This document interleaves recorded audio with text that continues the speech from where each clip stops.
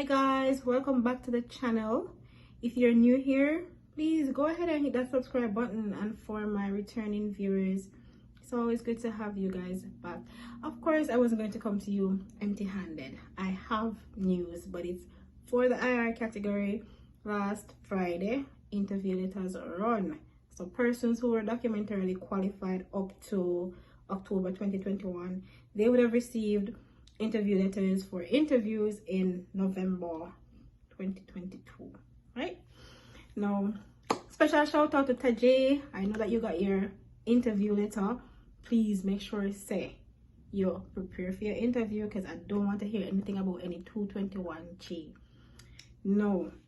Today we're just going to pick up from where we left off in the last video, where we were talking about what credit is. And if you haven't watched that video, guys, I highly recommend it. Especially coming into the American system as new immigrants, you need to watch that video, and I will link it here, and we will just continue on where we left off.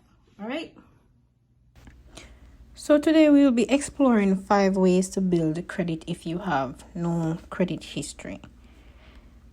So if you're new to credit, or what they call it, credit invisible, you won't have enough payment history to report to the credit bureaus to produce a credit score. So building credit from scratch, it takes time. It could take several months before enough payment history is reported to generate a credit score. That's why it's a good idea to start working on your credit before you actually need it. Slow and steady wins the race. If you keep account balances low and pay on time consistently every month, you'll be on your way to attaining the credit you need to achieve your financial goals.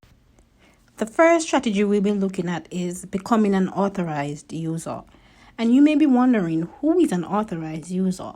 An authorized user is a secondary account holder on a credit card. These users can make purchases but aren't ultimately responsible for payment. You may decide to reimburse the main card holder for any balance you put on the card, or not to use the card at all. You'll still be able to take advantage of the account's age and positive payment history. So some of the pros of becoming an authorized user is that you'll be able to start using credit without having to apply for a brand new account, and you could benefit from the primary card holder's responsible financial behavior. Cons to becoming an authorized user is that a less reliable card holder can hurt you. If the card holder misses a payment or maxes out their credit card, your credit could be negatively affected. So before you run, go ask your family member or your friend to add you as an authorized user. It's important to make sure that the lender reports authorized user accounts to the credit bureaus. If payments aren't reported, this strategy may not do you much good. And we all know that not everybody is responsible, so don't go asking someone to add you to their credit cards and you know that these persons are not good stewards of their money and they're always maxing out cards. This could really hurt you. And y'all know I love to use myself as an example. In my situation, I was building credit long before I came into the US. My husband had me on one of his credit cards. I had the credit card in Jamaica with me. I wasn't using it, but he was using it, and whenever he made payment, it got reported. And by the time I came into the system, I had good credit already. The second strategy we'll be looking at is applying for a secure card. A secured credit card requires a security deposit as part of the application process. So this refundable security deposit, it usually equals your credit limit. The required security deposit may be as low as $200, though the amount may vary depending on the card issuer. If you default on your credit card balance, the card issuer can use a deposit to cover it. So some secured cards may charge an annual fee and other additional fees. So you want to do your research when you are trying to choose the right card for you. The pros to getting a secure credit card is that it's easier to get than the unsecured credit cards. amount of security deposit amount typically determines your credit limit. Some of the cons is that it requires a refundable security deposit, and the APR may be higher than you'd get with an unsecured credit card. And in case you're wondering what the hell is APR, it is the annual percentage rate. It is a cost you pay each year to borrow money, including fees, expressed as a percentage. The third strategy we want to look at is to apply for a store card. Retail credit cards, they typically come in two forms. There are store-only cards, also called closed loop cards, which can only be used for shopping at the business that issued it. And there are co-branded retail credit cards or open loop cards, which can be used anywhere, just like a regular Visa or MasterCard, though you usually get special perks when you use it at the retailer. And you can see me have the big Burlington card on it, because you don't have to ask if me have a Burlington card, because Burlington is one of my favorite stores. No, me already a shop at Burlington. Why wouldn't I make use of, building my credit? I'm already going there spending money, so why not get the store card? And I'm not saying, guys, get a card and spend one you don't have. If you did plan to spend $100 there, you put the $100 on a card, and when you reach home, you pay it. Build credit. 2 birds, 1 stone. So the pros of getting a store card is that it's generally easier to qualify for than other traditional unsecured credit cards. And the con is that it tends to charge higher interest rates than other cards. They typically have lower credit limits than traditional credit cards, and they can encourage you to spend more.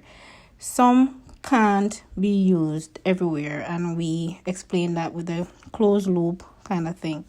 So guys, if you opt to have a store card, please do not carry over a balance, because you'll be spending a whole lot paying interest. So use it, and as I reach home, you pay it.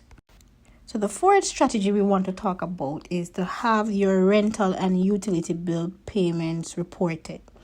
So if you pay rent on time each month, those payments could also potentially help you build credit. But you could ask your landlord or your property management company to report your on-time payments. If that's not an option, third-party rent payment services may report payments to the credit bureaus for you. These companies, they may charge monthly or annual fees, which is something to consider when signing up. Pros to this is that it potentially help you build credit, but the con is that, like utility companies, rental payments are typically not included in your credit report. The fifth and final strategy we want to talk about is applying for a credit builder loan. When you apply for a credit builder loan, lenders place the full amount, like typically between $300 and $1,000, into a secure account. Unlike a regular loan, you can't access the money right away. Instead, you make a fixed payment every month until you've paid off the entire loan, and then receive the loan proceeds minus applicable fees at the end of the loan term. Terms typically range from 6 to 24 months, and most loans range from a few $100s to a couple of $1,000s.